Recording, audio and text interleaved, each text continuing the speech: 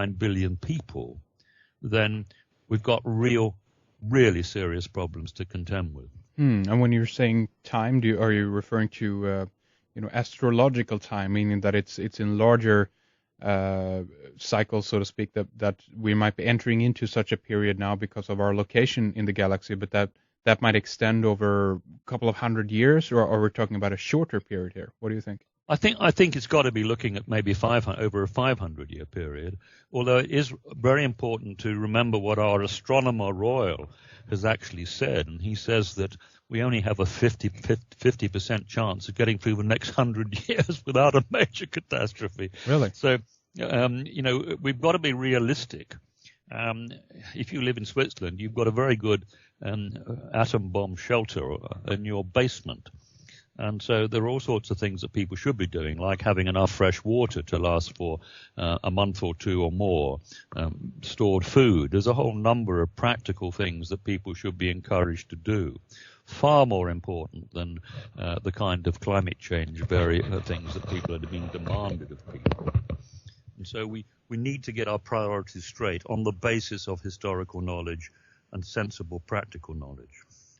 And speaking of cataclysm, then, let's talk about the activity of the sun, the magnetic field, and the relationship between the sun and the Earth. Do you think that could lead to something bad as well, as we're entering into this new active cycle of the sun, and could our planet be affected by that in some way? Well, Peter will be talking about this in Suffolk, and I haven't heard him speak and haven't heard the latest information from him. But what I do know is that we are now going. We've had on the bottom of sunspot cycle 23. We've had hardly any sunspots at all. No. We now head upwards in sunspot cycle 24, and then we eventually head for sunspot cycle 25. And the suggestion is that the trend of solar activity is going down. And certainly the heliosphere is weakening, which one would expect if the sun is less active. And when the heliosphere weakens, then we have more cosmic rays coming in to our atmosphere. And it's these cosmic rays which create low-level clouds and actually give us this situation whereby if enough cosmic waves come through our atmosphere when the sun is very weak, we actually end up with what's called snowball Earth. That's how it happened. And very good research from a Danish space team on this particular subject. Yes, I think he wrote a book called The Cooling Stars or something like that. That's right. Yeah. The Chilling Stars. The Chilling Stars, that's right, exactly. Yeah. Another important read to look at this extraordinarily complex process of what drives climate. And, of course, the people who have been able to look at sunspot cycles closely have had very good track records on forecasting weather. And also people who have studied the El Nino, too, have got very good track records of forecasting weather. And the general in my opinion, scientific view is that we are far more likely to go into a colder period than a warmer period, that we've had a major peak over the last 10 years. Temperatures have not gone up for something like 8 years. They've tended to go down. We've had record cold winters in places like Asia and America over the past 2 years. Peter's book was originally titled Global Cooling. It's going to be out in the spring. The publishers have decided to change the name, which is a bit of a shame, but publishers always do that, make it harder. But I do think that Peter's talk is going to be well worthwhile listening to. And we've got a lot of excellent people on this climate change subject. If you look at the websites on climate change, what's up with that? A gentleman called Watts is one of the favorites. But there's a terrific amount of valuable information for any student to be able to get a balanced view, and he can make his own mind, or she can make their own minds up as to who's telling the truth, who's scientifically based, and get a clearer idea of what is actually happening. Absolutely. And wouldn't that be kind of an irony, though, if we end up in some kind of almost mini ice age circumstance here in the next couple of years, or the following, I don't know, 10, 20, 30 years or something like that. I don't know if it's going to extend so far that we're actually going to get another ice age, but I've heard people talk about it and even begin to warn about it, that this is an effect, of what we're seeing now with the increased sun activity, as you just explained, with the cosmic rays, with the clouds and all this stuff. And I mean, in that situation, there would be planetary upheaval. There would be probably wars going on over resources. We could, basically, we can't do anything to stop an event like that. When the Earth is in a situation like that, we just have to follow through, and there would be, mass migrations to further south and further north from the south in order to try to survive, basically. And that wouldn't be a pretty picture, I think. Well, I'm sure you're right. And those scientists who've studied ice cores and studied temperature records and looked at past history, what has staggered them has been the rapidity of the change from warm to cold. Within a period of 10 years, you've gone from what we think is normal now to horrific cold times. And it's the speed at which in the past things have changed is really the most shocking statistic that we have within the records. With examples of mammoths having fresh food in their mouths, flowers have been frozen instantly. There's a number of these finds that have been done, meaning that however the cold air got into this particular region, it hit in just a few hours, basically, and everything just froze in its place. And that's that could potentially again mean that we are looking at some kind of day after tomorrow type scenario here. I don't know if you've seen that movie, but that's based on a book called Global Superstorm or something similar, I think, which talks a little bit about this type of science that is potentially behind this. So we could be seeing or witnessing something like that in the next couple of years, if we're unlucky, of course. But do you think that the sun's increased energy, though, could take us in the other direction or in the other way, that we actually are getting a warmer climate because more energy is being put out by the sun? That would be the logical conclusion in one sense, I guess. But I don't know if you have any ideas about that. Yes, well, the mammoth story is very interesting because Derek Allen, who was the co-author of Cataclysm with Bernard Dallaire, has done a very good paper, which is actually it was about to go on my website, where what he's claiming is that supercooled nitrogen from space, it would be supercooled if it came from space, but clouds of nitrogen simply hit the Siberian tundra and froze the mammoths where they were, and the ground beneath the mammoths up to 300 or 400 feet deep. Really?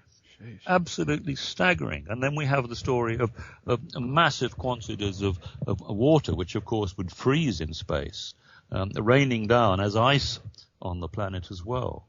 And so the kind of problems that we've had in the past are now being better understood. And a massive supernova explosion and the debris from that supernova explosion would consist of a whole range of elements that could do extraordinary things which we haven't really contemplated. And of course, at the time of the catastrophe at 10,700, 800, then we actually see the Earth moving on its axis, being tipped on its axis. And even Enoch talks about this. And the inclination was referred to in a translation of the books of Enoch in 1827. But back to today, we've got to look with the sunspot specialist at what is happening to our heliosphere, whether or not the alignment of the Earth's magnetic field with the sun's magnetic field will open up a hole or open up conditions under which we will lose our magnetic shield from cosmic radiation and solar flares. Whether or not our satellite system can stand up to that, I don't know. This is why it's probably better to have broadband rather than satellite connection. There you go. Good bit of advice there. And then we'll be all right. Yeah, exactly. As long as we got the broadband, it'll be fine. As long as we got the broadband. So we don't want to scare people. No. What we're concerned about is that we're being scared on very flimsy scientific information. Yes. And there was a book once written by Gustave Le Bon, which was The Popular Delusions and Madness of Crowds. Well, that's where we are today, the popular delusions and madness of crowds. Certainly with our financial system, certainly with climate change, certainly with many things about our planet. We need good, sound common sense and the master craftsman, the old traditional master craftsman, to be allowed to give best advice on the subjects they know best, and not to listen to politicians and journalists on issues which they know nothing about. That's our problem. When you mentioned before there about the access as well, that the cataclysm, this is what happened, that the Earth was damaged, if you will, in that sense. But would that mean that we didn't have the seasons as we think of them before this period then? Well, there have been minor incidents where there was no summer. The winter lasted all summer. We've had those kind of instances. And if you get a terrific volcanic eruption and vast quantities of dust going into the air, and I think it was Tomboba or something like that, one of the volcanoes in about 1816, I think it was, when Byron was around, when there was just no summer. It was just winter lasted all summer. And that kind of thing has been a feature of past history. Mm. And so we've only got to look at what happens if you get 2 or 3 very cold winters. And we saw thousands of animals frozen to death the winter before last in Asia, for example, which really checked people. And America has suffered another cold winter this winter. And so we've always been exposed to these kind of weather problems. And they are cyclical. They go up and down. And they are clearly driven by the electromagnetic universe in which we live. And our sun responds one way or the other depending on the electromagnetic forces within our solar system. And even in the galaxy, I think, from the central core of our galaxy. That's right. The center of the Milky Way. And that's where we have the story of this alignment to the galactic center. Yes. In 2012, and what that will actually mean in practice. And that's what I hope Peter will tell us in Suffolk on the 17th of, Friday the 17th of April. Very good. So it's interesting hearing about this, and people should keep an eye on it and be aware of it, as it were. It's a really interesting area, and we'll just have to, for those who are still around in 2012, we just have to see what happens as well, and see what the outcome will be, and if it will be dramatic or not. Time will reveal that. But Edmund, maybe we can spend some time here talking a little bit about Göbekli Tepe, this site in Turkey that many people have claimed to be the Garden of Eden. There are some researchers out there who are talking about this. Some say it's the oldest temple site in the world, and all this stuff. When you look at the pictures from the site, when you read about it, what is your take on what this site is, basically? Well, Göbekli Tepe is right on the end of an elongated mountain. It's very high up. It's got fantastic views over all the surrounding valleys.